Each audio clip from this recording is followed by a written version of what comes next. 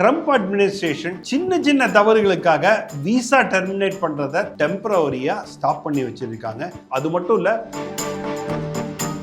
கனடால இமிகிரேஷன் டிலேனால thousands of immigrants including Indians அவங்களோட லீகல் ஸ்டேட்டஸை இழந்துட்டாங்க. Legal status இல்லைங்கிறதுனால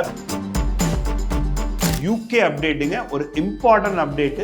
2011ல UK PSW stop பண்ணாங்க. அந்த மாதிரி ஒரு ப்ரொபோசல் திருப்பி ப்ரொபோஸ் பண்ணிட்டு இருக்காங்க. என்னன்னா, சைனால ஃபர்ஸ்ட் டைம் இந்த வேர்ல்ட் 14 ரோபோட்ஸை வச்சுட்டு ஒரு ஹாஸ்பிட்டல் ஓபன் பண்ணியிருக்காங்க. Fully function using robot. இது டிராகன் மூவியில காமிச்ச மாதிரி இன்ஃபோசிஸ்ல ஒருத்தர் ஃப்ராட் டாக்குமெண்ட்ஸ் கொடுத்துட்டு வேற யாரோ ஒருத்தர் அவருக்காக இன்டர்வியூ அட்டெண்ட் பண்ணியிருக்காங்க.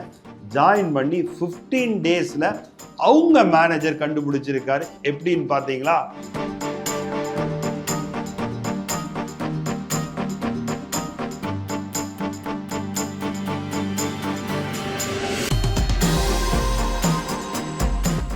இந்த வாரம் ஸ்டடி அப்ராட் அப்டேட் என்னங்கிறத இந்த வீடியோல பார்க்கலாம். மறக்காம சப்ஸ்கிரைப் பண்ணிட்டு ஃபுல்லா வீடியோவை பாருங்க. ஆக்சுவலா ஃபர்ஸ்ட், யுஎஸ் ட்ரம்ப் அட்மினிஸ்ட்ரேஷன் சின்ன தவறுகளுக்காக விசா டெர்மினேட் பண்றதை தற்காலிகமா டெம்பரவரியா ஸ்டாப் பண்ணி வச்சிருக்காங்க.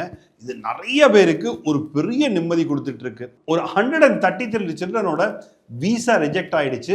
அதை கோர்ட் இப்போதைக்கு டெம்பரவரியா ரீஆக்டிவேட் பண்ணியிருக்காங்க. அது மட்டும் இல்ல, சிவிஸ் ரெக்கார்டையும் கேன்சல் பண்றதையும் டெம்பரவரியா ஹோல்ட் பண்ணி வச்சிருக்காங்க. அது மட்டும் இல்ல, விஸ்கான்சன் ஸ்டேட்ல ஒரு ஜட்ஜ் ஒரு இல்லீகல் இமிகிரண்ட்டுக்கு பாதுகாப்பு கொடுக்கிறார் அப்படின்னு FBI அவர் மேல ஒரு கேஸையும் ரிஜிஸ்டர் பண்ணியிருக்காங்க.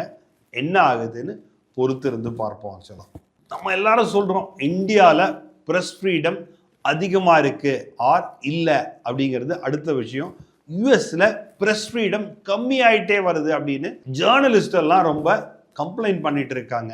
கனடால இமிகிரேஷன் டிலேனால thousands of immigrants including Indians அவங்களோட லீகல் ஸ்டேட்டஸை இழந்துட்டாங்க. லீகல் ஸ்டேட்டஸ் இல்லைங்கிறதுனால பேசிக் திங்ஸ் இன்க்ளூடிங் அவங்களால மெடிக்கல் ஆக்சஸ் பண்ண முடியல, எஜுகேஷனும் ஆக்சஸ் பண்ண முடியல. அடுத்த அப்டேட் என்னன்னு பார்த்தீங்கன்னா, ஹார்வர்ட் சொன்ன மாதிரி ரைஸ் யூனிவர்சிட்டியும் என்ன சொல்லியிருக்காங்கன்னா, உங்களோட சேலரி 140Kக்கு கீழே இருந்ததுன்னா ஃபுல் ஸ்காலர்ஷிப் கொடுக்கறதுக்கு ரெடியா இருக்காங்க. 200Kக்கு கீழே இருந்ததுன்னா 50% ஸ்காலர்ஷிப் கொடுக்கறதுக்கும் ரெடியா இருக்காங்க. It is a welcome sign. UK அப்டேட்டுங்க, ஒரு இம்பார்ட்டன்ட் அப்டேட். 2011ல யூகே PSW ஸ்டாப் பண்ணாங்க. அந்த மாதிரி ஒரு ப்ரொபோசல் திருப்பி ப்ரொபோஸ் பண்ணிட்டு இருக்காங்க. என்னன்னா, நீங்க மாஸ்டர்ஸ் முடிச்ச உடனே ஸ்கில் ஜாப் கிடைக்கலன்னா PSW, அதாவது போஸ்ட் ஸ்டடி ஒர்க்னு சொல்லுவாங்க. இப்போ யூகேல 1 year மாஸ்டர்ஸ் பண்ணீங்கன்னா default you will get 2 years post study work. அந்த போஸ்ட் ஸ்டடி ஒர்க்கை ஸ்டாப் பண்றதுக்கு ஒரு ப்ரொபோசல் கொடுத்துருக்காங்க. இந்த post study work proposal approve ஆயிடுச்சுன்னா it will have a huge impact on Indian students. Indian students மட்டும் இல்ல, எல்லா இன்டர்நேஷனல் ஸ்டூடெண்ட்ஸுக்குமே it will have a huge impact. 2011லேருந்து அன்டில் 2019 வரைக்கும் பார்த்தீங்கன்னா நிறைய ஸ்டூடெண்ட்ஸ் யூகே போகிறத ஸ்டாப் பண்ணிட்டாங்க. ஏன்னா அந்த காலகட்டத்தில் PSW இல்லாமல் இருந்தது. கடந்த ஒரு 10 yearsஆ பார்த்தீங்கன்னா அயர்லாண்டுக்கு போகிற இந்தியன் ஸ்டூடெண்ட்ஸோட நம்பர்ஸ் டிராஸ்டிக்காக இம்ப்ரூவ் ஆயிடுச்சு. பிஃபோர் பேண்டமிக் பார்த்தீங்கன்னா 1000-2000 ஸ்டூடெண்ட்ஸ் போனாலே பெரிய விஷயம். இன்னைக்கு ரஃப்லி about 10,000+ students every year Indian students அயர்லாண்டுக்கு போறாங்க. It is a welcome sign. யூஎஸ்ல நியூ ஜெர்சியில ஒரு வைல்டு ஃபயர்னால 1000+ ஃபேமிலிஸ் ரியலாகவே அஃபெக்ட் பண்ணியிருக்காங்க, இன்க்ளூடிங் சம் ஆஃப் இந்தியன்ஸ். ஆக்சுவலாக இது ஒரு லேண்ட்மார்க் அப்டேட்னு நான் சொல்லுவேன். சைனால ஃபர்ஸ்ட் டைம் இந்த வேர்ல்ட் 14 ரோபோட்ஸை வச்சுட்டு ஒரு ஹாஸ்பிட்டல் ஓபன் பண்ணியிருக்காங்க. Fully function using robot. இது ஃபர்ஸ்ட் ஆஃப் கைண்டு. இனிமே நிறைய இந்த மாதிரி ஹாஸ்பிட்டல்ஸ் கட்டாயம் எதிர்பார்க்கலாம். இந்தியாவில் ஒரு கம்பெனி 12 லட்சம் ரூபாய்க்கு ஒரு ஹோம் ரோபோட்டை லான்ச் பண்ணியிருக்காங்க. இது உங்கள் வீட்டு கிளீனிங்கு, குக்கிங்கு, வீட்டில் இருக்க எல்லா ஹவுஸ் ஹோல்டு ஒர்க்கரையும் பண்ணுறதுக்கு ரெடியாக இருக்குது. பெங்களூரில் எடுத்துக்கிட்டிங்கன்னா நிறைய பேர் they don't wanted a housemate to come in, they wanted a privacy.